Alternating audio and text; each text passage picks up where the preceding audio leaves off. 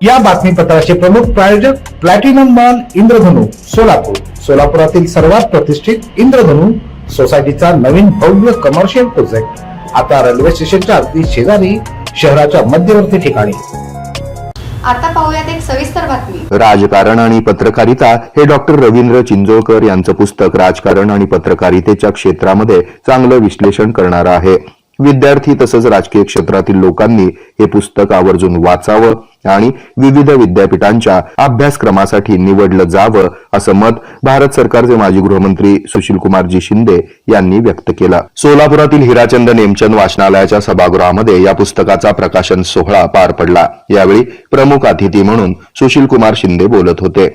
प्रमुख वक्ते म्हणून यशवंतराव चव्हाण मुक्त विद्यापीठाचे माजी कुलगुरू प्राध्यापक सुधीर घवाणे, कार्यक्रमाचे अध्यक्ष प्राध्यापक श्रीकांत येळेगावकर, पुस्तकाचे लेखक डॉक्टर रवींद्र चिंचोळकर, राजकीय विश्लेषक राजा माने, श्रमिक पत्रकार संघाचे अध्यक्ष विक्रम खेलबुडे तसंच संभाजीनगर येथील विद्या बुक पब्लिशर्सचे शशिकांत पिंपळापुरे यांची यावेळी उपस्थिती होती. यावेळी प्राध्यापक सुधीर घवाणे म्हणाले की पूर्वीच्या काळात राजकीय क्षेत्रामध्ये गुन्हेगारी पार्श्वभूमी असलेले लोक कमी होते.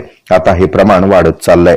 राजकीय लोक, धनवान, गुन्हेगार आणि निवृत्त सनदी अधिकारी एकत्र येऊन लोकशाहीची वाट लावत आहेत. अशा वेळी सर्वसामान्य माणसाची आणि पत्रकारांची भूमिका वाढते आहे. निकोप लोकशाही निर्माण होण्यासाठी सामान्य माणसानं राजकारणाकडे सजगपणे पाहिलं पाहिजे. डॉक्टर चिंचोळकर यांचं पुस्तक महत्वपूर्ण असून त्याचे हिंदी आणि इंग्रजी भाषेतही भाषांतर होण्याची गरज वाटते असं ते म्हणाले. या कार्यक्रमाचं सूत्रसंचालन प्राध्यापक संतोष पवार यांनी केलं. मान्यवरांचा सत्कार यावेळी करण्यात आला.